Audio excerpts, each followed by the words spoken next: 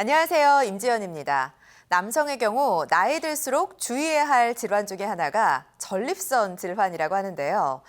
소변 줄기가 좀 약해지는 것 같다. 밤새 화장실 가는 횟수가 늘었다면 전립선 질환 중에 대표적인 전립선 비대증 의심해봐야 한다고 합니다. 자, 그래서 오늘 이 시간에는요, 대표 전립선 질환 중 하나인 전립선 비대증에 대해서 자세히 알아보도록 하겠습니다. 도움 말씀 주실 분 모셨습니다. 비뇨의학과 전문의 김도리 원장 나와 계시네요. 안녕하세요. 네, 안녕하십니까. 네, 반갑습니다. 네, 반갑습니다. 네. 아무래도 남자의 경우 나이가 들수록 전립선 질환을 좀 주의해야 한다 이런 얘기를 많이 하는데요. 네. 원장님 왜 그런 걸까요? 네, 전립선 질환이라고 하면 우리가 대표적으로 전립선 암, 전립선 비대증, 그리고 만성 전립선 염증을 들 수가 있는데요. 네. 전립선 암 같은 경우는 성격이 그래도 비교적 유순한 암이기 때문에 우리가 비교적 조기 진단, 조기 치료를 한다면 천수를 충분히 누릴 수 있는 비교적 안전한 암입니다. 네. 그래서 관심을 갖는 것이 중요하고요. 다음으로 전립선 비대증이나 만성 전립선 염증 같은 경우는 배뇨 장애가 심하게 올 수 있고 만성 골반 통증이라든지 사정 장애 같은 것들도 올 수가 있어서 네. 삶의 질과 만족도를 상당히 떨어뜨릴 수 있는 질환들입니다. 심지어 이런 것들을 간과하게 되면은 콩팥 기능이 저하된다든지 네. 아니면은 성기능까지도 떨어질 수 있는 좀 중요한 합병증이 올 수 있기 때문에 우리가 미리미리 관심을 가지고 치료를 하면 좋은 효과를 볼 수 있는 질환들이라고 말씀드릴 수가 있겠습니다. 네. 예. 제가 이렇게 말씀을 들어보니까 전립선 질환 같은 경우에는 남성 건강, 삶의 질에 많은 영향을 주는 것 같아요. 맞습니다. 근데 최근에는 전립선 질환이 증가하고 있다고요. 네, 맞습니다. 전립선 암 같은 경우에 중년 남성의 5대 암에 포함될 정도로 최근에 전립선 암의 발생 빈도가 급격히 늘고 있고요. 전립선 비대증 같은 경우도 많은 분들이 아시다시피 50대에서는 50%, 70대에서는 70%, 아유. 80대에서는 거의 90% 이상에서 하부요로 증상을 동반한 전립선 비대증을 호소하고 계시는 것 같습니다. 네. 그렇군요. 전립선이 아무래도 몸 안에 감춰져 있다 보니까 좀 중요성을 간과하게 되는 게 사실인 것 같은데요. 굉장히 중요한 기관이라는 얘기를 들었습니다. 네네. 전립선은 남성에게만 있는 비뇨 생식 기관인데, 우리가 방광 아래 밤알 같은 모양을 하고 있으면서 정상 크기는 한 15g 정도 전후를 우리가 정상으로 봅니다. 네. 근데 이 전립선은 방광과 함께 소변을 조절하는 배뇨 기능을 담당하는 아주 중요한 기관이면서 네. 정액의 30% 정도를 만들고 배출하는 또 생식기관이기도 합니다. 네. 중요한 두 가지 역할을 한다고 볼 수 있습니다. 그러니까 남성의 생식 기능에 있어서 굉장히 중요한 역할을 네. 하는 부분이라고 볼 수 있는데, 자, 나이가 들면서 문제가 생길 수 있다고 합니다. 어떤 네. 문제가 생길 수 있을까요? 네, 전립선이 정상적으로 20대 때에는 정상적인 15g 전후의 사이즈를 유지하면서 가운데 오줌 길이 지나가는 것이 잘 보존이 됩니다. 그래서 오줌의 흐름이 원활하기 때문에 네. 20대 때는 배뇨 장애를 많이 호소하지는 않는데요. 오른쪽에 이제 그림을 보시면은 40대 이후가 되면은 남성들의 전립선이 조금 더 빨리 자라기 시작하면서 네. 커지면서 가운데 지나가는 오줌길을 누르기 시작합니다. 그렇겠네요. 그러면서 소변길이 좁아지다 보니까 여러 가지 소변 속도가 떨어지거나 끊기거나 배에 힘을 줘야 되고 다 넣어도 남아있는 것과 같은 그런 폐색성 증상들이 오게 되고 이러한 것들이 이제 진행되다 보면 방광에도 과부하가 걸리기 때문에 네. 방광도 예민해지는 증상을 보이기 시작합니다. 대표적인 것들이 저장 증상인 빈뇨, 야간뇨, 급박뇨를 들 수가 있겠어요. 네네. 이러한 증상군들을 일으키는 질환을 우리가 전립선 비대증이라고 말씀을 드립니다. 원인이 뭘까요? 전립선 비대증의 원인은 우리가 크게 네 가지로 말씀드릴 수가 있는데 네. 가장 대표적인 것은 노화입니다. 나이가 전립선 비대증이 커지는 가장 큰 원인이고 예. 남성 호르몬이 또 역할을 하고요. 유전적 성향도 많이 반영이 되기 때문에 아버지나 할아버지가 전립선 질환을 크게 앓으셨다 이러시면 아드님도 그럴 가능성이 좀 높겠죠. 그리고 네 번째로 환경적 요인을 말씀드릴 수가 있는데 네. 대표적으로 비만성 성향이 있는 분들은 전립선 비대증이 빨리 그리고 증상이 심하게 나타날 수 있는 리스크가 더 있기 때문에 비만이 오지 않도록 예방하는 것도 좋은 일상생활 패턴 중에 하나라고 말씀을 드릴 수가 있겠습니다. 네. 네. 전립선 비대증 가장 큰 원인은 노화라고 말씀을 해주셨거든요. 어떻게 보면 노화에 의한 자연스러운 현상이라고 생각을 할 수도 있을 그렇습니다. 것 같은데 예. 그냥 방치를 하면 안 되는 건가요?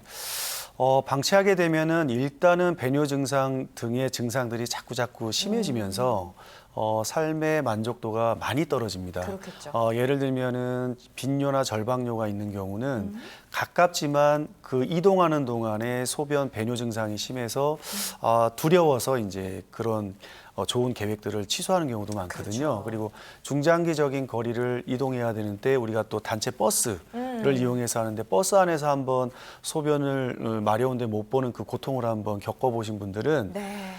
버스 타는 걸 정말 싫어하십니다. 그렇죠. 그래서 조금 뭐 1시간, 2시간 가는 거리도 굉장히 걱정부터 하셔서 맞아요. 아예 계획을 포기하시는 분도 많을 정도로 생활에 제약을 많이 갖다 주는 그런 것들이 이런 배뇨 증상들의 특징이라고 할 수 있겠습니다.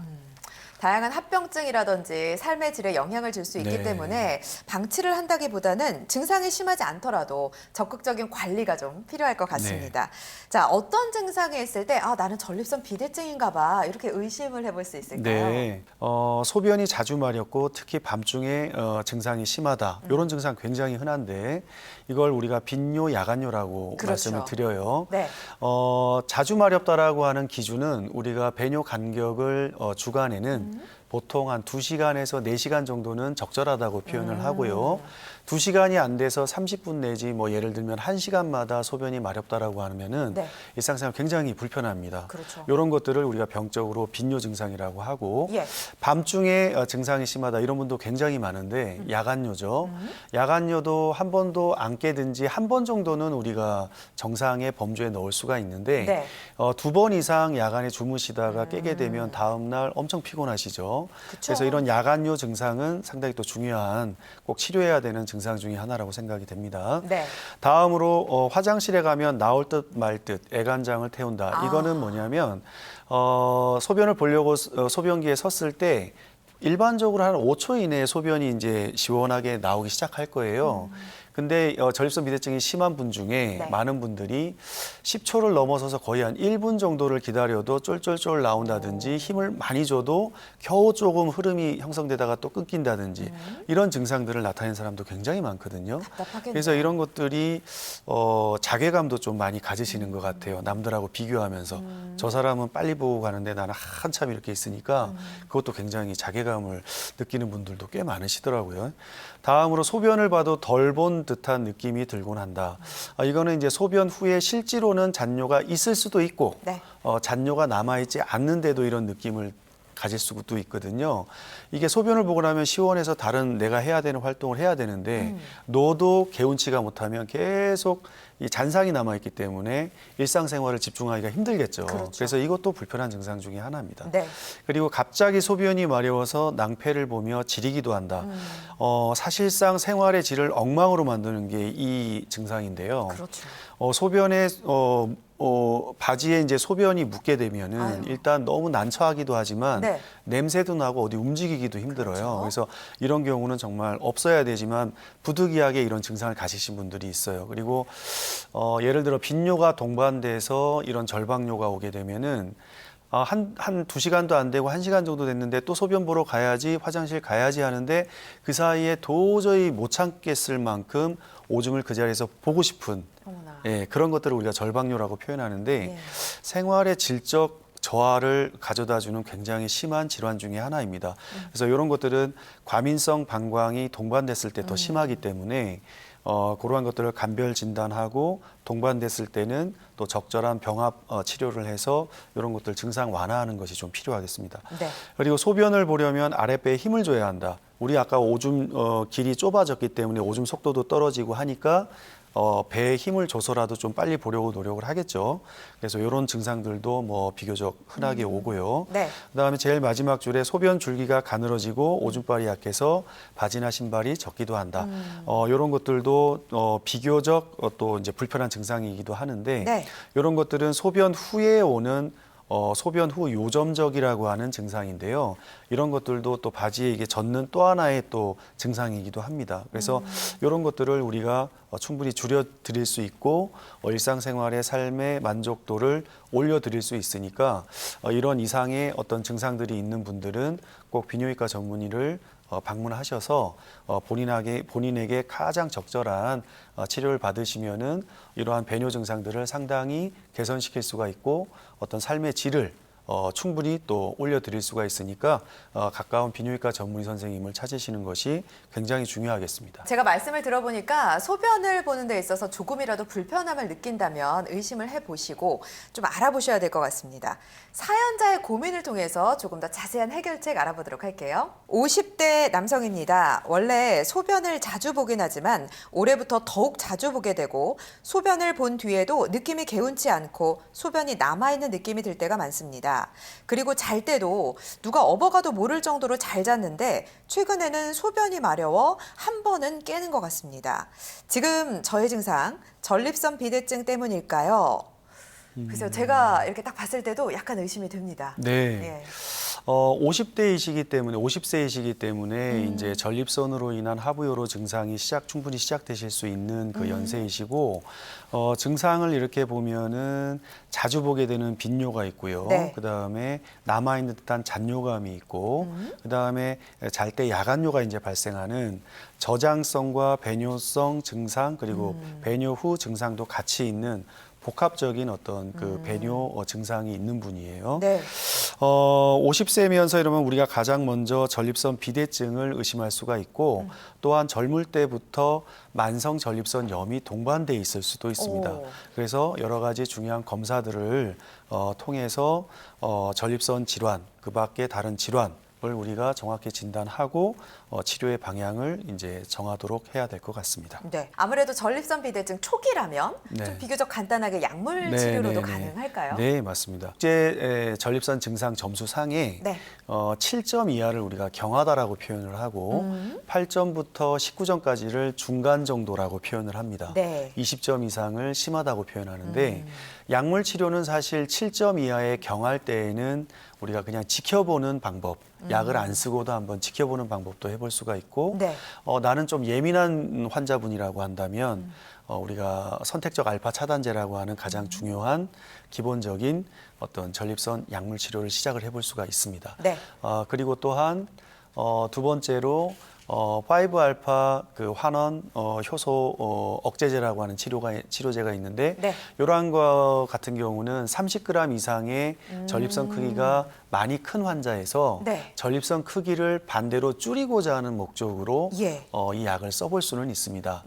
다만 25% 아무리 6개월 이상 장기간을 쓰더라도 네. 원래 크기의 25% 정도까지만 줄어들 수 있는 어떤 치료 효과의 한계는 좀 있습니다. 하지만 필요할 때는 충분히 쓸 수가 있고 네. 그리고 세 번째로는 항무스카린제라고 하는 것이 있는데 이것은 우리가 저장 증상이라고 해서 삶의 질을 많이 떨어뜨리는 것 중에 좀 대표적인 증상들인 빈뇨, 야간뇨, 절박뇨를 치료할 때 항무스카린 제제라고 하는 약을 써볼 수가 있겠습니다. 네. 이러한 약물 치료를 통해서 좀 예. 한 달 이상 조절을 했을 때 효과가 어느 정도 있다 하면 이런 약물 치료로 우리가 경도 내지 중등도의 전립선 환자를 치료를 해볼 수가 있겠습니다. 네. 하지만 이 약물 치료가 어느 정도는 제한적인 효과밖에 없기 때문에 장시간 치료 한 달 이상 우리가 충분히 또 약물 치료를 했는데 어떤 그 배뇨 장애 개선의 정도가 불만족스럽다. 그래서 계속 불편하다고 하시면은 수술적인 치료를 고려해 볼 수가 있겠습니다. 수술적인 치료는 대표적으로 네. 우리가 전립선을 절제하지 않고 묶는 결찰술과 두 번째 방법으로는 전립선 조직을 절제함으로써 좀 더 그 재발률을 확실하게 낮출 수 있는 절제술의 계열로 크게 나눌 수가 있어요. 그중에 먼저 비절제술의 대표적인 주자는 결찰술인데 네. 이 결찰술은 조직을 깎지 않다 보니까 쉽고 간단하고 빠르게 할 수 있는 장점이 있는 반면에 예를 들어 전립선의 크기가 80g 이상으로 굉장히 클 때는 효과가 좀 미비하고요. 그렇죠. 그리고 두 번째로는 전립선의 방광에서 전립선 요도로 나가는 부위에 중엽이라고 하는 것이 툭 붉어져 나와서 댐과 같이 막고 있는 중엽이 발달한 경우는 또한 효과가 좀 떨어져서 수술 저응증에서 해당되지가 않아요. 그래서 네. 이런 제한점들이 있다라는 단점이 좀 있고 재발률이 대략 한 20에서 한 30% 정도 돼서 다른 수술을 해야 되는 경우도 많이 따라오는 것이 좀 단점이라고 할 수 있겠습니다. 그에 비해서 전립선에 막힌 부분을 절제해서 치료하는 절제술 같은 경우는 네. 워터젯을 이용해서 로봇 제어 시스템을 활용해 가지고 효과적이고 재발률을 현격히 줄인 이런 절제술이 있고요. 네. 그 밖에 기존의 표준 전립선 절제술이라는 것도 아주 좋은 방법입니다. 네. 자, 그러면 이번에는 사례를 통해서 또 다양한 치료법 더 자세히 알아보도록 하겠습니다. 네, 50대 중반에 전립선 비대증 진단을 받은 63세 남성입니다. 약물 치료로 증상이 개선됐나 싶었는데 이제 약에 내성이 생긴 것인지 잔뇨감에 소변을 보려면 아랫배에 힘을 줘야 하고요. 특히 밤에 심해져 소변 때문에 깨는 횟수가 점점 늘고 있어 불편한 게 한두 개가 아닙니다. 수술은 피하고 싶었는데 이제는 수술을 고려해야 하는지 고민입니다. 어떻게 해야 할까요? 네. 약물로 효과를 보셨다가 이제는 좀 힘드신가 봐요. 네. 그러면 수술이 답일까요? 50대 중반부터 진단을 받고 63세 거의 뭐 한 8년 전후간 약물 치료를 하시면서 처음에는 좀 괜찮은 듯 하였지만 최근 들어오시면서 배뇨장애 증상이 굉장히 심해지고 있는데요. 네. 여러 가지 잔뇨감이 들고 또 아랫배에 힘을 주면서 소변을 보고 또 야간에 야간뇨 때문에 자주 깨는 등 이렇게 되면은 거의 최소한 전립선 점수가 증상 점수가 중등도 이상은 충분히 되실 것 같아요. 그래서 약물 치료에 효과가 없다든지 아니면 약물 치료에 또 부작용이 있는 경우도 있어요. 네. 예를 들면은 뭐 고혈압약을 같이 드신다 보니까 일어날 때 어지럽다든지 뭐 이런 부작용이 있어서 먹기가 또 꺼려지는 분도 계시거든요. 예. 이렇게 약물 치료에 효과가 떨어지든지 부작용이 있을 경우는 우리가 수술 치료를 적극적으로 한번 고려를 해봐야 될 것 같습니다. 이 환자분 같은 경우도 증상 점수가 중등도 이상은 충분히 나올 것 같고요. 또 치료에 약물 치료에 실패를 하셨기 때문에 네. 적극적 치료로 수술적인 치료가 필요할 것으로 생각이 됩니다. 자, 그럼 오늘 알아볼 수술적인 치료는 어떤 게 있을까요? 네, 워터젯 전립선 절제술의 워터젯이라고 하는 것은 물이 고속으로 쏴지는 거예요. 그래서 고속의 물로 비대해져서 쓸데없이 요도를 막고 있는 전립선을 씻어내듯이 제거를 해버리는 안전하면서도 신속하고 정확한 그러한 치료법이라고 할 수가 있겠습니다. 네. 숙련되고 경험이 많은 주치의가 지금 화면에서 보시다시피 굉장히 커진 전립선 비대증이 보입니다. 이게 요도를 거의 틀어막고 있고 방광내로 돌출되어 있는 중엽도 굉장히 많이 발달돼 있고 전립선의 여러 가지 형태로 볼 때 이것은 80g 이상의 거대 전립선으로 보여요. 네. 그래서 이러한 것들을 우리가 제거해야 되는 필수 그 선종의 범위를 숙련되면서 경험이 많은 주치의가 정확하게 수술 전에 제거할 부분 범위를 정확하게 설계를 이렇게 매핑을 합니다. 디자인을 해놓는 거예요. 네. 그러면서 여기에 그 우리가 역행성 사정을 일으킬 수 있는 정구 부분을 부분적으로 절제를 하지 않음으로써 역행성 사정을 획기적으로 줄일 수 있는 또 굉장히 좋은 장점이 있는 치료라고 할 수가 있습니다. 네. 그래서 이렇게 디자인을 해서 디자인을 해놓고 치료를 시작하는데 치료를 시작하면은 우리가 듀얼 모니터로 실제 전 수술 기간 동안에 네. 수술 전체 범위를 면밀하게 관찰을 하면서 하기 때문에 수술이 안전하겠죠. 그렇죠. 그다음에 워터젯이라고 하는 것이 여기 방광 내시경 원위부에서 워터젯이 우리가 아까 설계한 그 범위 내에서 워터젯이 굉장히 신속하게 깎아냅니다. 하지만 우리가 설정한 범위 내에서 로봇 제어 시스템을 활용하기 때문에 네. 안전하게 그 범위 내에서 신속하고 정확하게 안전하게 효과적으로 비대해진 전립선 부위를 절제해 나갈 수가 있습니다. 예. 불과 수술 시간은 대략 한 2분에서 5분 그 사이에 완 패스가 다 끝나고요. 네. 완 패스로 끝나는 경우도 있고 예. 조금 더 조직이 단단한 분도 있습니다. 염증이 있다든지 이러한 분들은 조직의 반응이 조금 떨어지는 분도 있기 때문에 그런 경우는 2패스에서 한 4패스까지 그러니까 1회에서 한 4회 정도까지 요걸 반복하면서 단단한 어떤 그 제거해야 될 전립선이 있는 분도 우리가 여러 번 해가지고 또 확실하게 그걸 다 제거를 해냅니다. 예. 그래서 한 번 내지 4회에 걸쳐서 확실하게 제거를 해서 효과적으로 요도를 뻥 뚫어드리는 굉장히 안전하고 효과적인 수술법이라고 말씀드릴 수가 있겠습니다. 네, 물을 이용해서 비대해진 전립선을 좀 절제를 하고요. 초음파라든지 내시경을 보면서 수술을 하기 때문에 비교적 안전한 것 같습니다. 네. 영상을 통해서 조금 더 자세히 알아보도록 하겠습니다. 본 영상에서 보시면은 비대해진 전립선 중엽과 측엽들을 전체적으로 포함해서 제거해야 될 부분을 숙련된 전문의가 설계를 하고요. 네. 그렇게 설계를 해놓으면은 그 로봇 제어 시스템이 그림에서 보시는 것과 같이 비대해진 것을 그 범위 내에 안전하고 신속하게 네. 그리고 정확하게 제거를 하는 모습입니다. 예. 내시경과 초음파를 통해서 전체적으로 듀얼 모니터링을 하면서 안전하고 신속하게 진행하는 과정을 지금 보고 계시고 우측 하단에 보시면 내시경으로 보이는 화면인데 네. 지금 보이시는 것이 고속에 물을 쏘면서 좌우로 비대해진 그 측엽들을 제거하는 그런 영상입니다. 그리고 수술 후에는 제거해야 될 선종들이 깨끗이 잘 제거돼서 요도가 훤히 확장되어 있는 모습을 볼 수가 있는 화면입니다. 치료 과정을 알아봤습니다. 네. 아무래도 이제 비대증이다 보니까 네, 네. 크기가 되게 많이 커져 있는 분들도 네, 계실 네, 거예요. 그런 분도 계십니다. 네. 네, 네. 크기와 상관없이 이 수술이 가능할까요? 맞습니다. 지금 이렇게 보시는 모양은 전립선 비대증이 상당히 중등도 이상으로 커져 있고요. 외측엽들이 자라 들어와서 요도가 굉장히 많이 좁아져 있는 모양을 보이면서 방광 경부 쪽에 툭 튀어나와 있는 중엽이 발달한 케이스입니다. 이런 경우 같은 경우 또 80g 이상이면서 중엽도 발달돼 있는 경우는 결찰술로는 우리가 충분한 효과를 내기가 용이하지는 않습니다. 물론 효과가 좋은 분도 계시지만 네. 또 많은 환자분들이 또 불편을 호소하실 수 있기 때문에 예.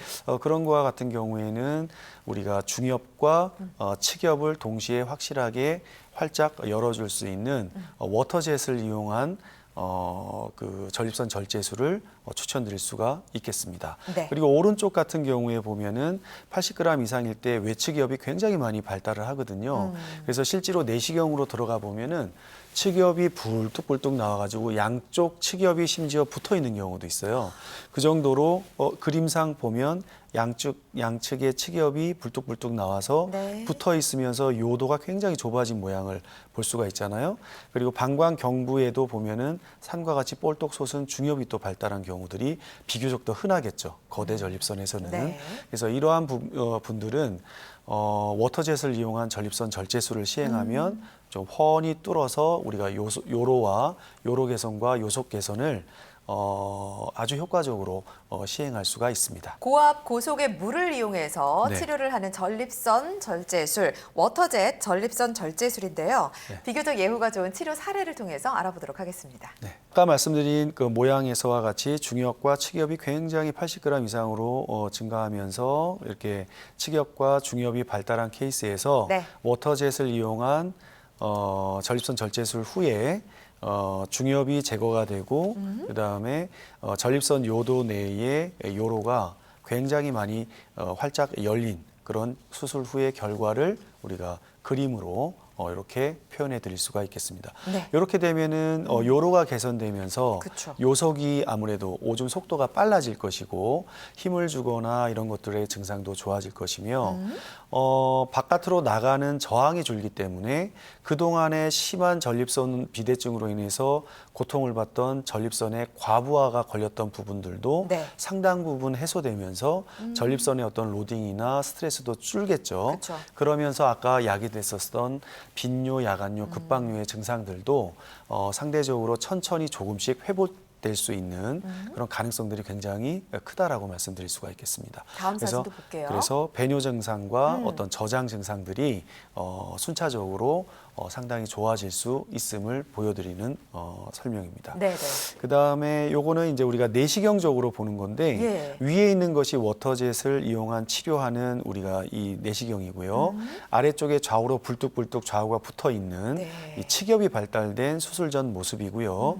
이 워터젯을 이용해서 불과 1분에서 5분 사이즈나 모양에 따라서 1분에서 5분 후에는 우측에서 보시는 것과 같이 치겹 부위에 필요 없는 오줌기를 막고 있던 조직들이 다 제거되고 굉장히 넓어지고 요로가 개선된 것을 예.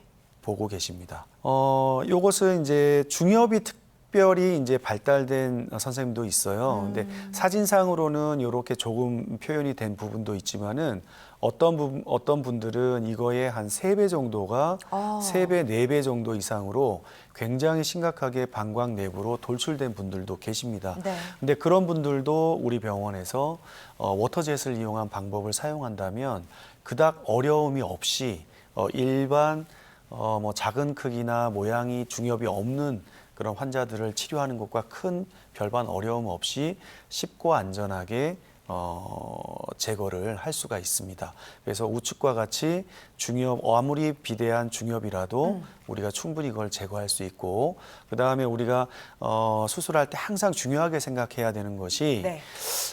요관이 방광 내에 개구하는 부분, 그 다음에 우리가 아래쪽에 요실금을 방지하는 괄약근, 이러한 것들을 우리가 확실하게 안전하게 랜드마크로 확보하고 안전하게 확보한 이후에 우리가 이런 수술들을 진행하기 때문에 네네. 안전성에 있어서 크게 걱정하실 것이 없고, 수술 후에는 그래도 우리가 요로 개선과 요로 증상을 개선하는데 어떤 탁월한 증상을 보일 수 있다고, 증상 개선을 보일 수가 있다고 말씀드릴 수가 있겠습니다. 비교적 예후가 좋은 치료 사례를 통해서 알아보도록 하겠습니다. 네.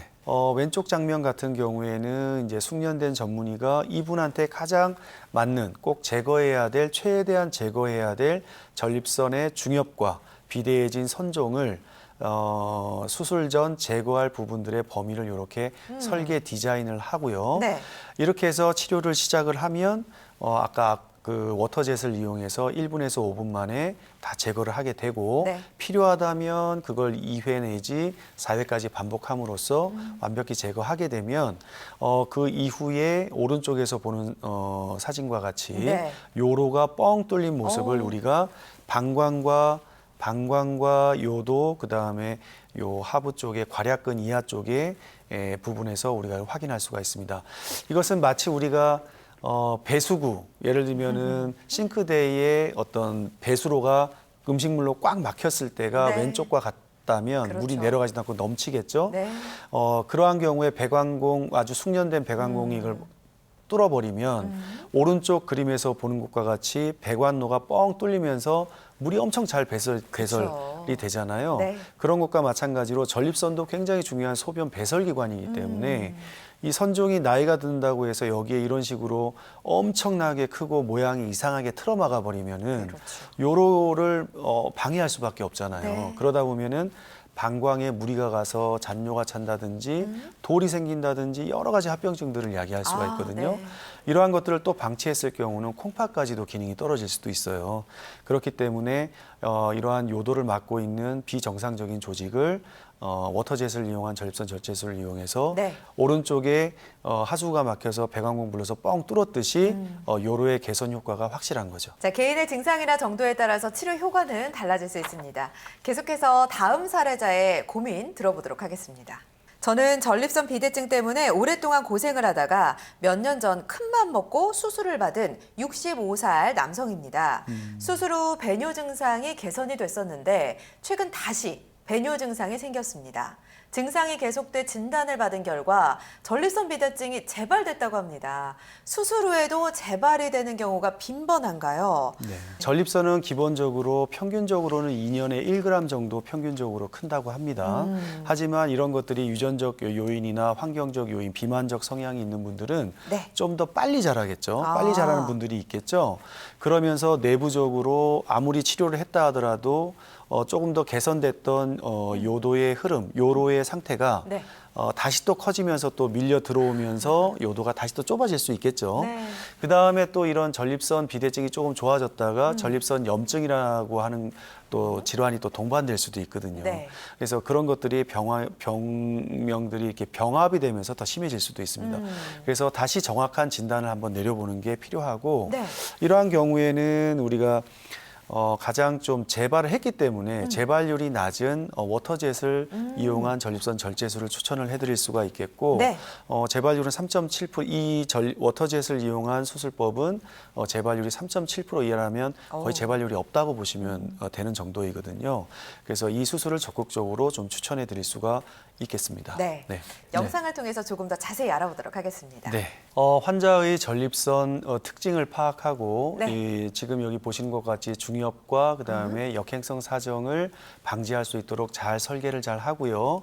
이후 수술이 시작되면 초음파와 내시경의 듀얼 모니터링을 이용해서 치료 범위를 확실히 확인하고 로봇 제어 시스템을 이용해서 신속하고 정확하게 선종을 제거하고 있는 사진이고요. 네. 우측 하단부에 보면 내시경 하에 지금 실제로 전립선의 측엽과 측엽들이 제거되고 있는 것을 볼 수가 있습니다. 그쵸. 지금 하얀색으로 고속의 빔이 워터젯이 나오는 것을 확인하실 수가 있고 네.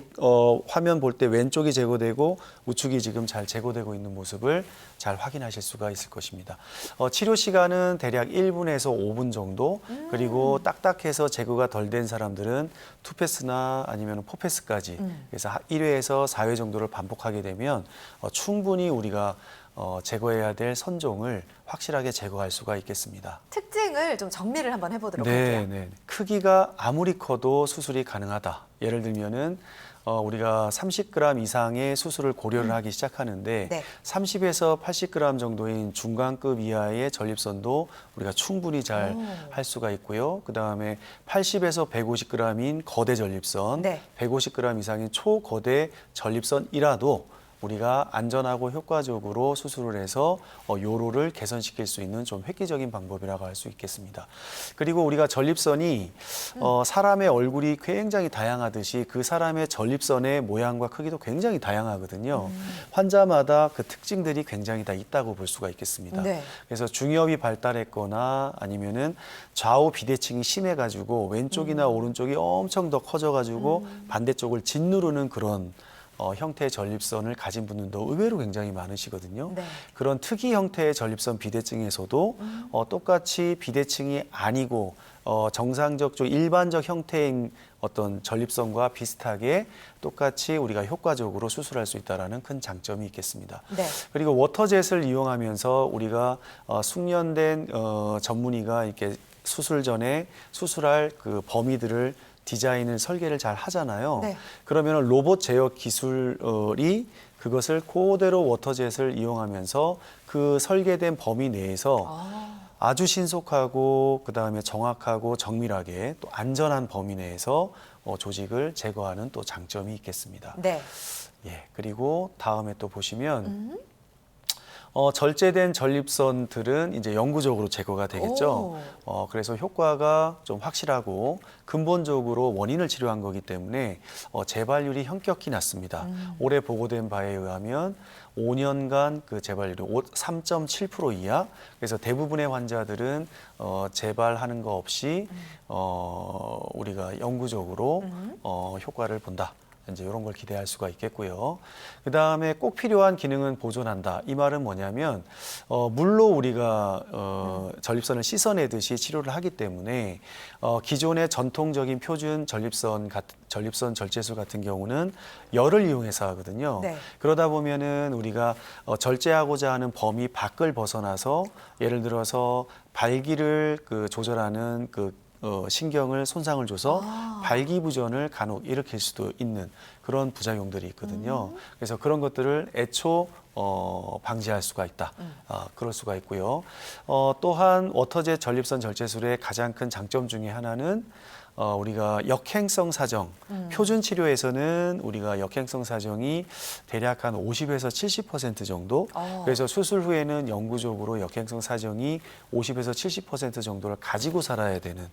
그러니까 예. 성관계 이후에 사정을 했을 때 정액의 양이 없거나 좀 주는. 근데 이게 사실 이게 인체에 해는 크게 되는 건 아닌데 네. 환자분들이 굉장히 좀 불쾌해하는 경우들이 많습니다. 파트너나.